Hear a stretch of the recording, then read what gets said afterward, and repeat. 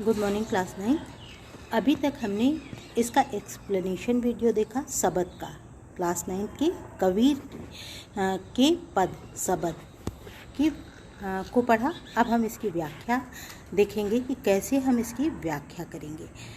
तो आइए हम फिर से देखते हैं। तो सबसे पहले व्याख्या करने में क्या होता है, व्याख्या करने के लिए हम सबसे पहले लिखते हैं प्रसंग। हम सबसे पहले क्या लिखते हैं, प्रसंग। जैसे कि 8 तक आप लोग लिखते आए थे कि प्रसंग में आप लिखते थे कि प्रस्तुत पाठ है हमारे कस्तूरी से, तो अब आप क्या लिखोगे, प्रस्तुत पाठ हमारे क्षितिज के अंतर्गत। लेकिन इसमें लैंग्वेज थोड़ी सी लिटरेरी हो जानी चाहिए लाइन से।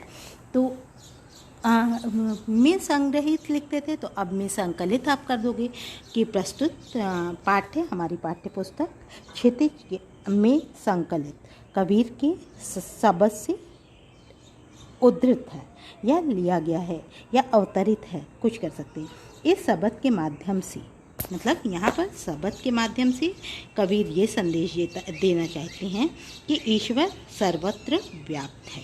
ईश्वर सर्वत्र व्याप्त है, हर कण कण में, धरती के संसार के कोने कोने में, कण कण में व्याप्त है।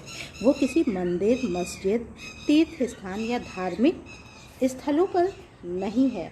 अगर हमें मतलब इस बात की पक्की गवाही दे कि यदि मन में परमात्मा की, अगर किसी के मन में, कोई साधक के मन में परमात्मा की प्यास होती है, वो परमात्मा को चाहता है कि परमात्मा से उसका मिलन हो जाए, तो उसको वो पल भर में तलाश लेता है अपने मन के अंदर, अपने अस्तित्व के भीतर, अपनी सांसों में बसा हुआ उसे मिल सकता है।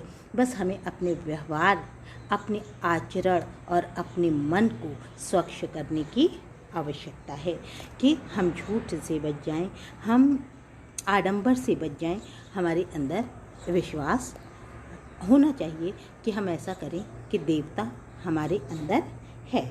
तो इस तरह इसी संदेश को निवेदित करते हुए कवि कहता है कि मनुष्य, तुम अगर सच्चे खोजी हो तो परमात्मा तुम्हारे स्वयं में बसता है।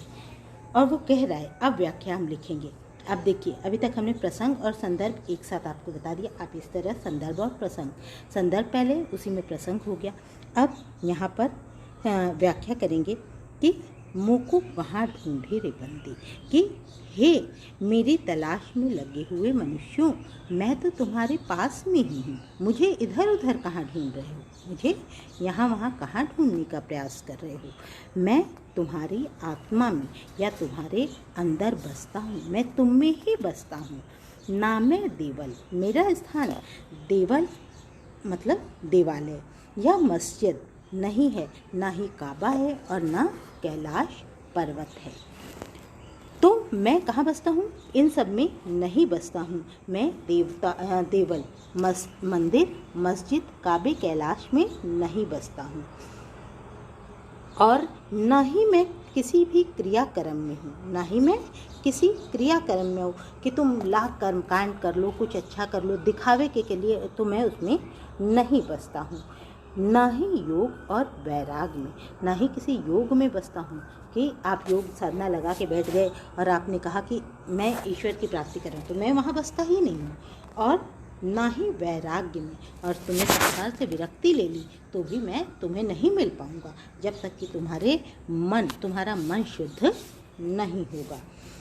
तो इस तरह से तो मेरा वास कहाँ है, मनुष्य के हृदय में है। मेरा वास, ईश्वर कहता है कि मेरा वास तो मनुष्य के हृदय में है। तो अगर तुम सच्चे खोजी अर्थात साधक हो, अगर तुम हे मनुष्य, अगर तुम सच्चे खोजी या साधक हो, तो मैं तुम्हें पल भर की तलाश में, पल भर की अपने की साधना में, पल भर की कोशिशों में मैं तुम्हें मिल सकता हूँ। क्योंकि कहाँ बसता हूँ, तुम्हारे मन में बसता हूँ, तुम्हारे हृदय में बसता हूँ।